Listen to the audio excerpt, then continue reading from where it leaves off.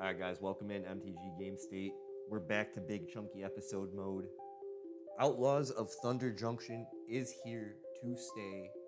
You love to see it, you hate to be here, but here we go. Spoilers ahead. Watch the fuck out. Market watch towards the end. All right, guys, so what the hell is going on here? I'm about to tell you, fam. So Outlaws of Thunder Junction, we finally got our cowboy theme set. Everyone has been begging for it, at least in the 2020 era. I've heard pray tell of this cowboy themed set for quite a while in that time period. So looks like we got it. Looks like it's here.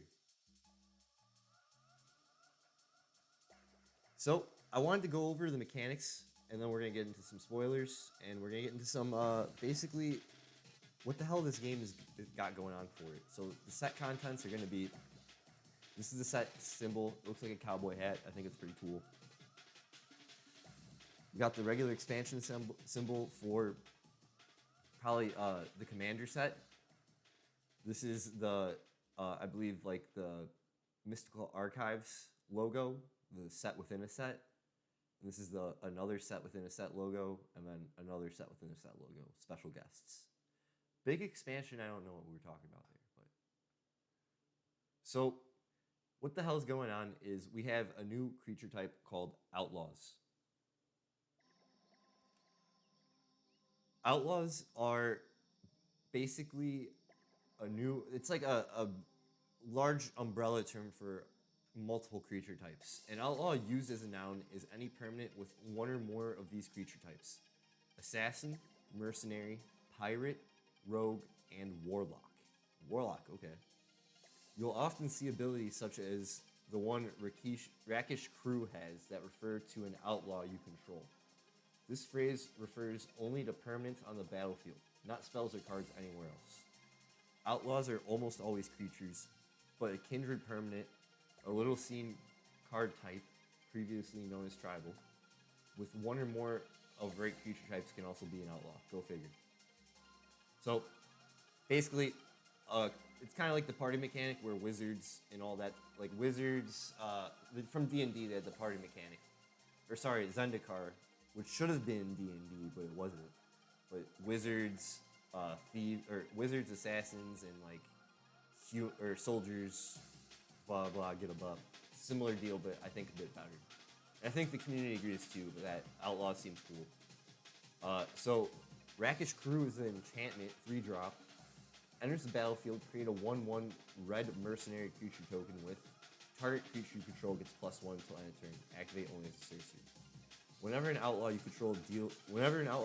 control dies, each opponent loses 1 life and you gain 1 life. So there you go. Moving on, we got committing a crime. It couldn't be a cowboy themed set without committing crimes, you know? So success on this plane and on other planes, I suppose, often boils down to how far you're willing to go to get to what you want. The new rules term committing a crime covers a range of common actions you'll probably be happy to take during your games. Several cards in this set will even reward you for doing so. You commit a crime as you cast a spell, activate an ability, or put a triggered ability on the stack that targets one or more of the following: an opponent, a spell or ability an opponent controls, a permanent an opponent controls, a card in an opponent's graveyard. Spell or ability doesn't target anything on that list, it's not a crime. Even if it targets something like an opponent's card in exile or has a sinister sounding name, that would be a felony in many jurisdictions. So basically, Gissa Hellraiser is a new 3/5 4/4 human warlock. It has Ward 2, pay 2 life for your opponent to get past it. Skeletons and Zombie Lord gives some +1s and menace, which is pretty big. Whenever you commit a crime, create 2 tap 2/2 blue and black zombie rogue creature tokens. This ability triggers only once each turn. Targeting opponents, anything they control and or cards in their graveyards is a crime. So basically, anything that you do to target an opponent's shit is considered committing a crime. Capiche? Another new mechanic is called Spree. And it's going to be a keyword found on several modal cards in the set. Modal cards we've talked about before, the cards that give you multiple decisions. And if you could choose more than one, they're really good. Good cards to have. So one that we have right now is Final Showdown. 1-drop, instant, white. It has Spree. Choose one or more additional costs. So you can pay 1 plus 1 of any color. All creatures lose all abilities until end of turn. You can pay 1 plus 1 of any color. Choose a creature you control. It gains indestructible till end of turn. If you want, you can pay another 1 of any color to choose that. Or you could do 1 plus 5, 3 of any color, plus 2 white. Destroy all creatures. And I think this card in general is really pushed and broken. A lot of the cards in this set you're going to notice are going to be pushed and broken, okay? So, another new mechanic, mounts and saddle. Mounts basically are creatures. It's a creature type that is similar and akin to vehicles, where vehicles are artifacts that can be turned into artifact creatures. A mount, I believe, is a creature that has the ability saddle. So success on this plane and on other planes, I suppose, often boils down to not standing still for too long. Find yourself a trusty mount and saddle up. So we're getting MMORPG vibes here. So we have Trained Arnix, 2-drop, 3/1 cat beast mount.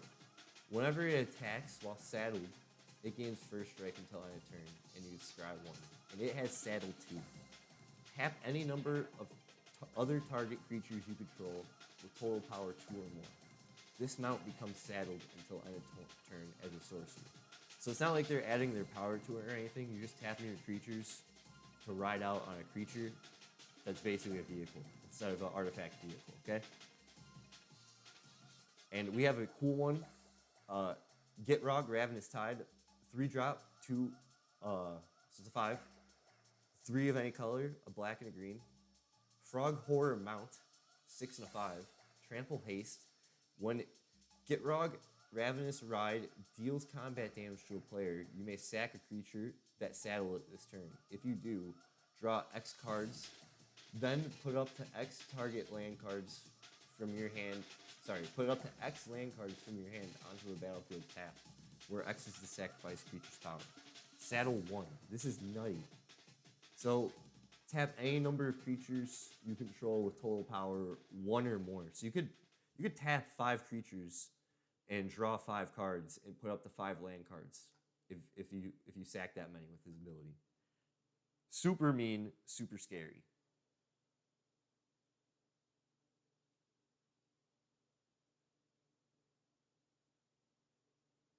Getting the tunes cracking. All right, another new mechanic. Success on this plane and on other planes, I suppose, often boils down to planning. Plot is a new keyword that allows you to play a cost up front and exiles a card from your hand. The card then becomes plotted. So, plot mechanic is basically going to let you discard into exile and then do some crazy shit.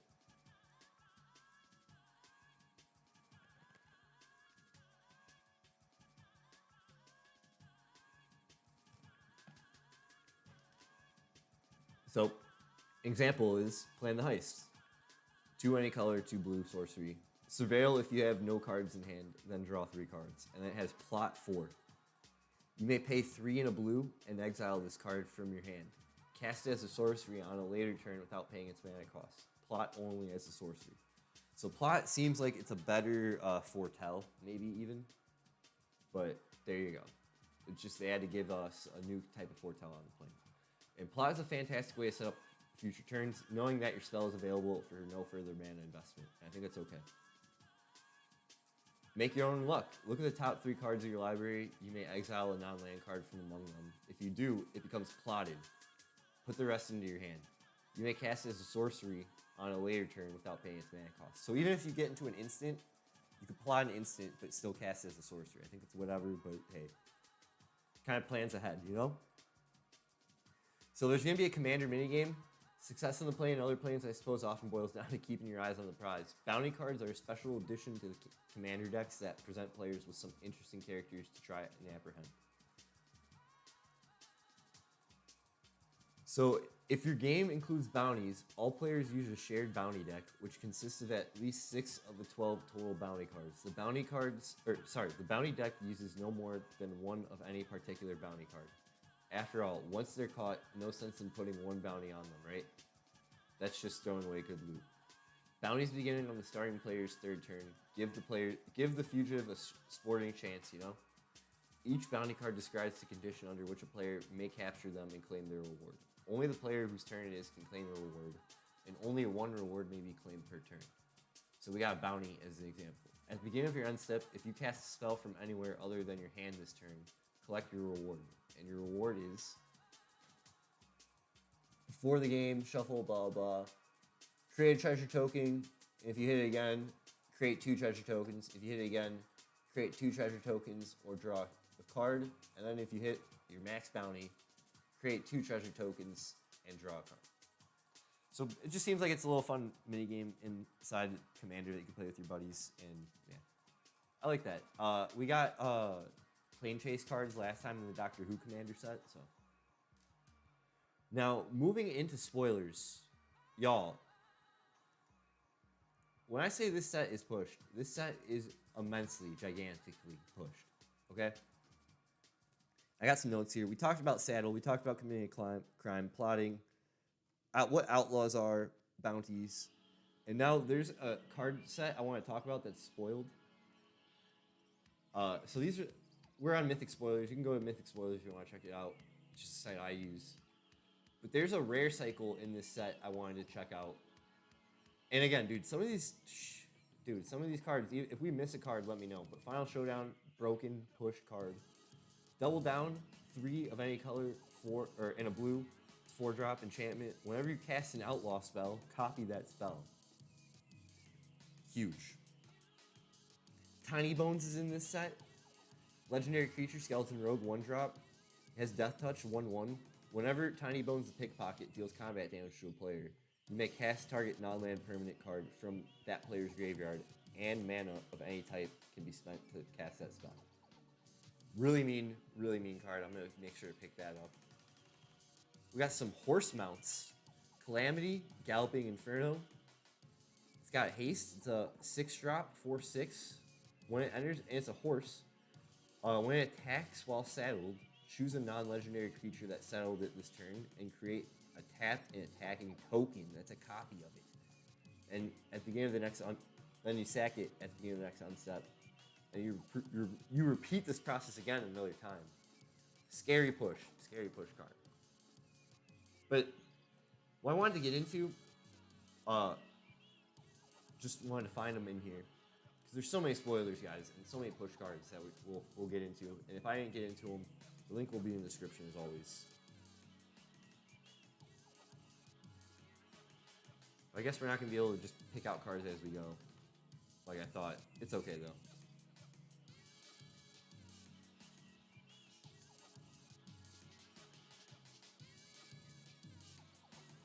So getting into it, we have this weird Jace card that's also looking like Ashiok, but it's Jace. And I don't know if Ashiok's acting as Jace or if Jace is acting as Ashiok because he's not a Planeswalker anymore. We all are kind of wondering.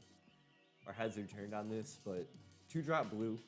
You can't cast this spell during your 1st, 2nd, or 3rd turn this game. So you have to play him on turn 4. But you can +1, draw a card, then discard. Good loot. +1, you may exile a non-land card with mana value 3 or less. If you do, it becomes plotted. So you can plot from your hand direct. Pretty big. And then -6 until end of turn. Whenever you cast a spell, copy it. You may choose new targets for the copy. I think this card is going to be doing a lot of work in multiple formats. I was watching MTG Goldfish, shout out, Seth, Saffron Owl. They were going over on their live stream the day 1 coverage of this set, and they pointed out Annie Flash the Veteran. Now this is in the main set, but it is the commander card of the main set. We all feel 6-drop, Flash 4/5 human rogue legendary creature. When Annie Flash the Veteran enters the battlefield, if you cast it, return target permanent card with mana value 3 or less from your graveyard to the battlefield tapped. So we have a Luris effect in a different color. And when it becomes tapped, exile the top 2 cards of your library. You may play those cards this turn. And then it's basically doing that stupid red effect that I've historically said I hated, where you loot the top 2 cards of your library and you can play them until your next turn, exiled. Sorry, you can play them this turn, and if you don't have the mana, you lose them. I think there's going to be some nutty ways to break this. Tapping it, of course, and getting ways to get around that and looting. And definitely blinking it too is going to be really funny for the Luris effect. So we got some multiple things going on, and it's outside of black and white and into the red and green aspect of white, which I think is really nice. Of course, we got Oko back. He's now a sexy cowboy. What more do you want? Draw 2 cards, or at the beginning of your combat step on your turn, Oko the ringleader becomes a copy of up to 1 target creature you control until end of turn, except it has hexproof. That's pretty sick. So you get his main phase planeswalker abilities, but then he becomes a copy of a creature with hexproof to kind of protect himself. Really annoying, really mean card, I think, still. +1, draw 2 cards. If you committed a crime this turn, discard a card. Otherwise, discard 2 cards. So if you've targeted your opponent in a way that's done anything with a card's ability, you only discard 1. But if you haven't targeted your opponent, discard 2. And you can -1 create a 3/3 green elk creature token. So they kind of nerfed his ability to turn a creature into an elk, to just netting a creature for free. And then it has -5 for each other non-land permanent you control. Create a token that's a copy of that permanent. I think he's going to be really broken push Planeswalker and Commander.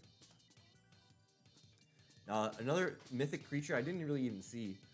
Vraska the Silencer, 3-drop, Death Touch. Whenever a non-token creature an opponent control dies, you may pay 1. If you do, return that card to the battlefield tapped under your control, and it becomes a treasure. So it won't be able. I don't know if. I guess it's still a creature, but it's also gonna be a treasure, and then you get it. It's a treasure artifact with sack this ability. It turns into a mana rock. I think you just get its like enter battlefield abilities, not like you don't get the card back as a regular creature, and then you net it as so you net your opponent's creature as a mana rock, and get maybe any of their static abilities. Pretty fucking huge. Oh, and Oko has a son. His name's Kellen. He's always getting different colors each set. Do your own research. Terror of the Peaks is back. So spells your opponent's cast that target Terror of the Peaks cost an additional 3 life to cast. Whenever another creature enters the battlefield under your control, Terror of the Peaks deals damage equal to that creature's power to any target. So that in fucking standard is nutty. We got angels on this set. Archangel of Teeth. 3-drop 1. As long as Archangel of Teeth is untapped, creatures can't attack you or planeswalkers you control unless their controller pays 1 for each of those creatures. Oh, this is a reprint. Nice. This is from an Innistrad set. And as long as Archangel of Teeth is attacking, creatures can't block unless their controller pays 1 for each of those creatures. So it's basically shit. What is that card? It's in blue. It's basically that in white as a creature, but they reprinted it. I think it's pretty sick. Gold Vein Hydra, another nasty, nasty mean card. I'm speculating. A lot of push cards. And this is cool for any of my friends who play Hydra in Commander, like Hydra Tribal. So it has Vigilance, Trample, Haste. Pay already, choose its power, because it's going to be a 0/0 in a green. Enters the battlefield with X+1 counters on it. When it dies, create a number of tapped treasure tokens equal to its power. And I wanted to point out, moving forward, it seems treasure tokens are just going to always default coming in tapped. Because it seems like having free mana rocks is a little scary.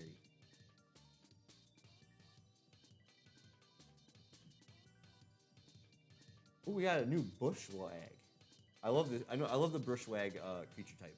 So, Ornery Tumblewag. So it looks like this is the tumbleweed of the cowboy set. 2 and a green, 2/2. And it's a mount. At the beginning of combat on your turn, put +1 on target creature. I like that. When it attacks while it's saddled, double the number of +1 counters on target creature. Mean. And it has saddle too. This card's gonna be mean. I like that we're getting some cool +1 generators. A card I was shown by one of our members of the community was Caustic Bronco. It's another horse mount, but it's a snake as well, which is interesting. 2-drop, 2/2. When it attacks, reveal a top card of your library and put it into your hand. You lose life equal to that card's mana value. Caustic Bronco isn't saddled. Otherwise, each opponent loses that much life. So it's basically, I believe, similar kind of like Vampiric Tutor in a way, but you get to just search off the top of your library. And I think it's really fun. This card I'm definitely looking for, and it's gonna be a real fun card. But there's these join up cards I wanted to highlight and show you guys. Also, Duelist of the Mind has Nathan Stour, World Champion 27. And this is a rare card. Again, a rare opportunity to get your face on a Magic card. We've talked about it before. But I wanted to talk about it. He's a 1 in a blue, 2-drop. Flying Vigilance, Human Advisor. His power is equal to the number of cards you've drawn this turn. Pretty cool in Draw Matters card decks. Whenever you commit a crime, meaning whenever you've targeted your opponent, you may draw a card. If you do, discard a card. This ability triggers once each turn. I think that's a mean push card as well. But there's a cycle in this, and we're gonna see. It's called Joins Up. So similar, I feel like, to the Gatewatch, Oath of the Gatewatch cards, like Oath of Vraska and stuff like that. Wanted to find them. Here's Gitrog. We already went over them before. And on this plane, there is good guys, but all the baddies are on this plane as well. And they're doing kind of weird, scary, mean guy things. They have their own plots going on. I haven't seen this. What is this? Assimilation Aegis, 3-drop artifact equipment in a white and blue, so this is weird for me as an equipment, I mean. When it enters the battlefield, exile it to 1 target creature until this leaves the battlefield, okay? Becomes attached to a creature for as long as it remains attached to it. That creature becomes a copy of a card exiled with it. Scary. Guys, push cards in the 60 card formats, I'm telling you.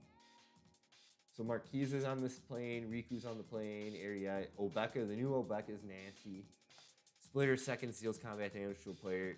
You get that many additional upkeep steps after this phase. And again, a friend of the community has talked about making a deck around this and breaking it. And I think there's great opportunities in Commander for this deck. But even in a 60 card format, this is pretty funny. Here we go, the Joins Up. I'm not crazy, you guys. These are the Joins Up cards. So the cycle is their legendary enchantments. When it enters the battlefield, they do a specific thing. So Vraska Joins Up is one of the best ones. 2-drop. When it enters the battlefield, put a death touch counter on each creature you control. Mean. When a legendary creature you control deals combat damage to a player, draw a card. Even if you don't have a legendary, that's popping the fuck off.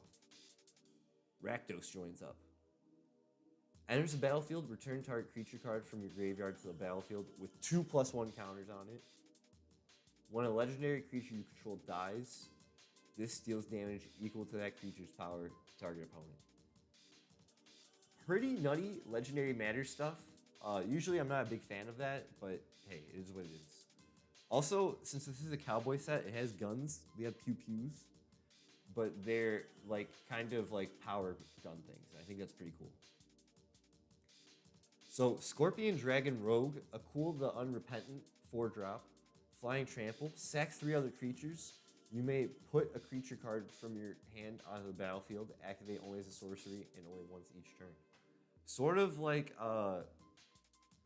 in the 60 card format, sort of seems like we're getting what's her name, Akalia of the Vast in this card. Push card, guys. Now, we're not going to be able to go over everything. I'm just kind of going over some of the stuff I know and some of the crazy cards. Bruce Tarl is in the set. Some commander cards we're seeing are showing up in this as 60 card format cards, which is really nice. And he is a red and a white 4-drop, 4/3. Legendary creature, human warrior. Oxen you control have double strike. When he enters the battlefield or attacks, exile the top card of your library. If it's a land card, you get a 2/2 white ox creature token. Otherwise, you may cast it until the end of your next turn. Pretty funny ox lord with an extra ability. Now, I want to just go into the actual crazy shit what's going on. The lands are like okay this land cycle, I feel like. Just dual lands, and they enter tapped unless you control 2 or few other lands. We've seen these before. Deserts are a land type coming back, and I think deserts are just okay. And we got our full art cycle. I kind of like the full art cycle in this, and you get to see the mana type hidden away in each of these. The green one's really subtle. This is the breaking news special art frames. This is going to be cool, and this is basically the Mystical Archive. So we're going to have the OG Oko in this print. And these, I found out all these cards are going to get printed in Magic Arena, which is really nice. So I just like these like newspaper, extra read all about it frames. Too many to go over in this set, guys, but just appreciate the art. Mind Break Trap is a nice reprint. A lot of good reprints we're getting too with this. Too many, damn. And we're getting, damn, look at, we're even getting extra art fucking frames off of these things. Grindstone, great card. I remember that card back when I first started Magic, and I think now it's worth money. So the big score seems like, again, another set within a set. This seems like cards, I don't even know what they are. I didn't even see them go over these in the spoiler video. They went over everything else, but this is new to me. So this maybe might be like a set in the Commander sets. So at the beginning, we have loot the key to everything. This is, in this plane, there's a vault all the baddies are trying to get into. And this little cute animal, Beast Noble, is the key to it all, unsurprisingly. So we'll just go over him real quick. Nice alt art frame, extended too. We got Jason Broska. So I guess this is the real Jace. Baby Yoda in the comments, okay. Ward 1, 1/2. At the beginning of your upkeep, exile the top X cards of your library, where X is the number of card types among other non-land permanents you control. You may play those cards this turn. And I think it's okay. Mid. I think it's mid. What do we think, guys? I think it's mid.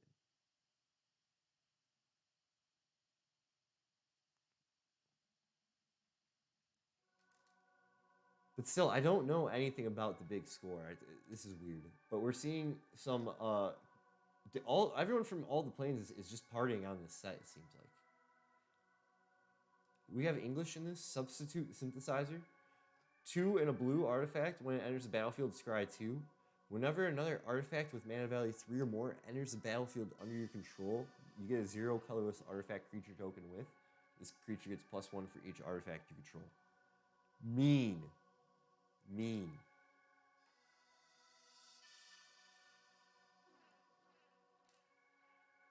That's cool, but I still don't know anything about the big score here. If anyone knows anything, let me know.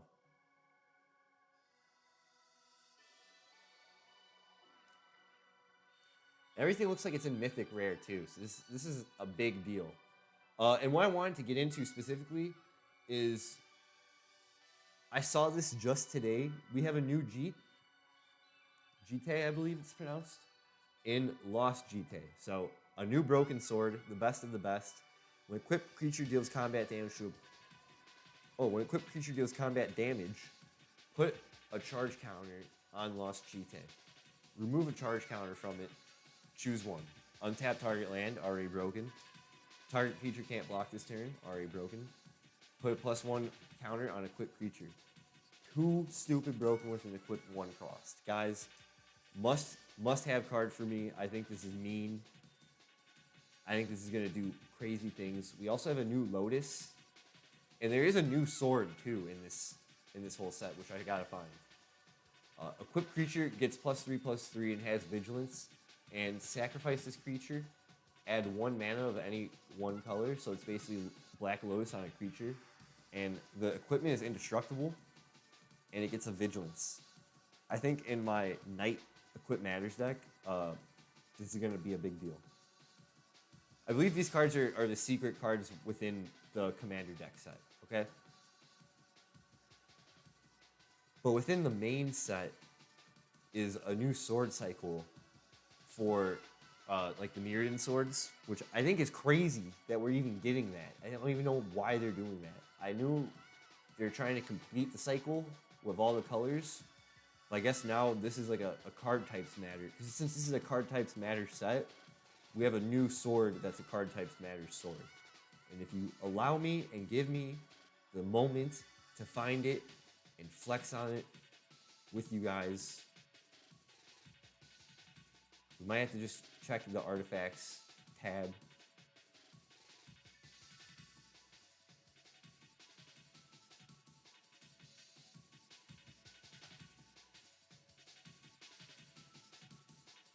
The hell? It's not in the main set? I saw it in the spoilers. Is your boy tweaking?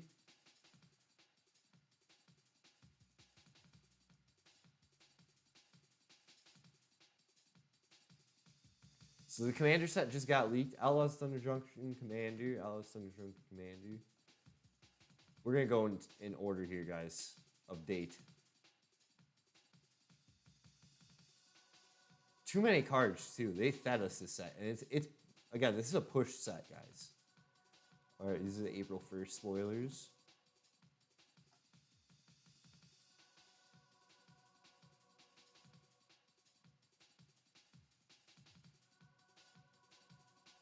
We went over this briefly, I believe. But I just want to go over the sword because it's pretty scary. I gassed you guys up. We gotta go all the way this far, okay?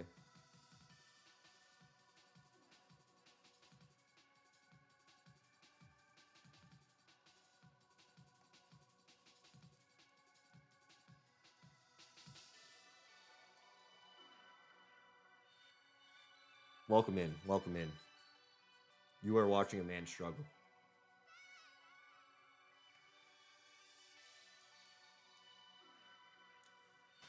We're just gonna control F it. Sword.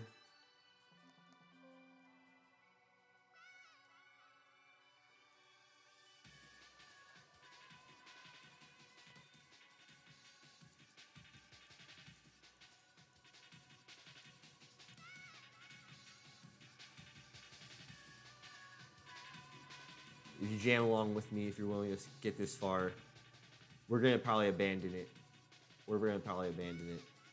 But trust, guys, it's a new. Do your own research. It's a new sword, okay?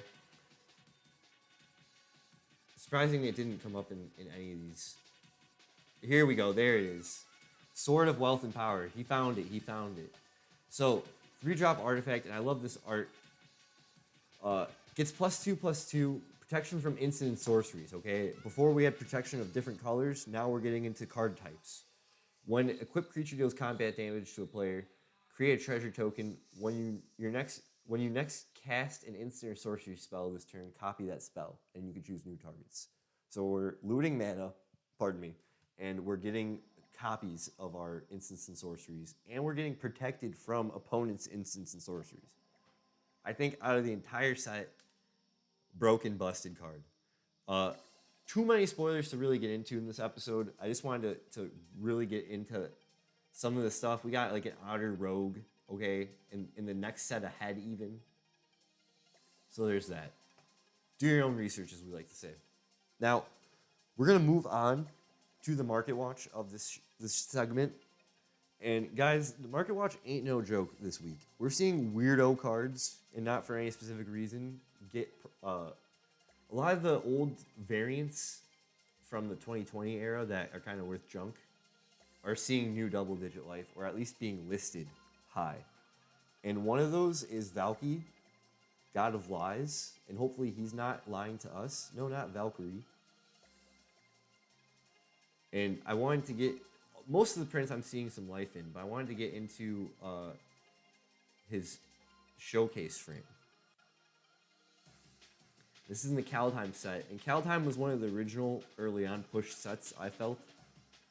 Valky is a double face card, 2-drop legendary creature god. and you can turn into a planeswalker. When it enters the battlefield, each opponent reveals their hand. For each opponent, exile a creature card they revealed this way until this card leaves the battlefield. You pay X, choose a creature card exile with Valky with mana value X, and he becomes a copy of that card. Now you have the ability to pay him as a 2-drop, or you could play him from your hand as a planeswalker, and he becomes Tibalt, which for some reason they don't give me the flip of.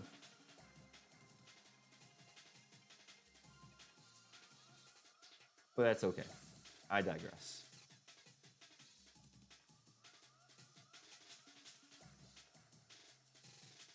So we're seeing this card on my research, average listing being put at $14.92, and market's buying it at $6.80.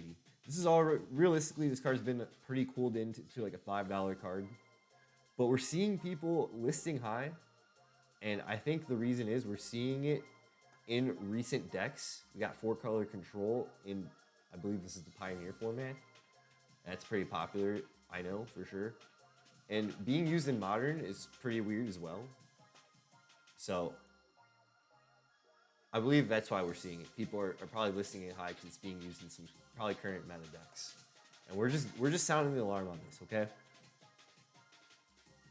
Even its normal printing, we're seeing, as of April 5th, market is buying at $8, average listing $9. So we're gonna see this maybe hit the $10, 15 range, and it is a mythic. It does double effects. His planeswalker is Tibalt, and it's a pretty decent Tibalt. Okay, you get to hit your opponent's top card on their library and exile that. I think it's pretty nutty. So sounding the alarm. What up, Hia? Put some respect on them titties. I forgot that beating Tiny Tina's Wonderland means getting to hear "Give Me Chocolate" by Baby. Oh, that's in the game. Tiny Tina's Wonderland, is that kind of like the Alice in Wonderland weirdo, kind of like hardcore? Welcome in, Hita. I was mentioning you earlier about some of the we just went over the spoilers. I just mentioned some of the spoilers you highlighted to me. This, like the snake horse. We got a community, folks. We got a community. Now, moving on to card number 2. And I believe this card is seeing some life, and it is reserve list, so meaning it won't be reprinted. And I think it's a spec card for some people. And I think because of the last set having some zombie matters in what's her name? Gisa. We're seeing this card. It's a 4-drop enchantment. Cumulative upkeep of 2. So at the beginning of your upkeep, put an age counter on this permanent, then sack it unless you pay its upkeep cost for each age counter on it. So it's going to be 2. Next upkeep, it will be 3. Next upkeep, 4. It cumulatively increases this cost, okay? And if you can manage to keep that up, at the beginning of each upkeep, so even your opponents, if Tombstone Stairwell is on the battlefield, each player creates a 2/2 black zombie creature token with haste, named Tombspawn for each creature card in their graveyard. Scary, scary, scary. At the beginning of each end step, or when Tombstone Stairwell leaves the battlefield, destroy all tokens created with Tombstone Stairwell. They can't be regenerated. So this is kind of just like in Commander. I feel like this is probably seeing life. Probably just like a good disruptive card. There's a red card that does something similar that does really mean damage, creates elementals. So I think with the Gisa thing, maybe people are specking into this. We're seeing average listing average listing of $19.99, and market's buying in on this at $14.59. And it is reserve list. It's kind of seeing people bought into this before, maybe as a spec from the past because of skeletons. Back in when is this? Innistrad era? Okay. But other than that, that's just all I wanted to sound the alarm on. Nothing too crazy. Reserve list cards that are good and used in Commander specifically tend to have higher value. Otherwise, most are usually junk if they're not like the dual lands and stuff like that. And a card we originally sounded the alarm on this show, exclamation point YT for the YouTube, and then in the playlists for MTG Game State, you could see it, one of the episodes. Cursed Totem. I I originally called this card out before MTG Stocks even made an article on this card. Before anyone was even like really doing anything with this card, okay? I'm talking that good shit. And yes, the Mirage printing. We're seeing it cooling down, you guys. Don't believe this bullshit. We're seeing this cooling down. Markets seeing the Mirage print, buying at 24, listing at 21. Probably when we covered this back in December, we're seeing it from a $15 card being up to 30. The Modern Horizons 2 print, I said it was going to be a $5 card, still hovering in at a $3. Still hovering in at a $3 card, $2 even. Bulk rare price, reprint. But it is a tech card in Modern. We're seeing it used in multiple different, look at all this, too many different Modern card decks. So I think it's just cooling down because it's widely available and reprinted, and it's not one of those cases where we see reprints in a card where it's in premium sets, even though 6th edition sure, Mirage sure, and it's got a pre-release and World Champs deck. You would think this would be higher, command a higher price because it's hitting those check marks we usually see. But I just think because it got hit in a Modern Horizons 2 reprint, that's just not premium enough like the first Modern Horizons, okay? And high demand for some reason is just keeping it cheap. Love to see that. So, honorable mention for the segment. And this is a funny one. Dark Steel Reactor. And this is one of those cards where I believe if you're collecting Magic cards, just for the collection aspect, maybe you're building a cube, maybe you play Commander, this is a card to get. It's a 4-drop artifact. Usually in Commander, I try to avoid 4 and 5-drop artifacts that do crazy shit because they kind of tend to be the focus of the deck. But we have Indestructible, and at the beginning of your upkeep, you may put a charge counter on Dark Steel Reactor. When it has 20 or more charge counters on it, you win the game. So if you have a way to proliferate the counters on this, mamma mia, that's a spicy meatball. I gotta show this to my friend who plays a Commander deck that does proliferate. I think he'd really appreciate this. And any cards that do weird like end the game things are must have if you're a collector. Because there's not a lot and they always do weird stuff. So I'm seeing average listing at $15 bucks 30 cents, and market buying at $10. I don't really know why this card, it's not even being used in anything. I don't really know why it's being talked about. But it is what it is. I think it's just maybe people are just onto it like I'm saying, where normally people who collect cards know if a card has a modal ability, if it has like a split ability, or if it has something that does ending the game or some weird stuff like that. It's just a must-have card for the collection. And, you know, I think that's it. That's MTG Game State. Any questions before we get on out of here? I talked about the new Obeka too, Ida. You came in at the worst timing, Chef. You came in at the worst timing. But it is what it is. The spoilers were really spicy. They were really spicy. Cowboy set is really spicy. And there's just too many to go over. I think once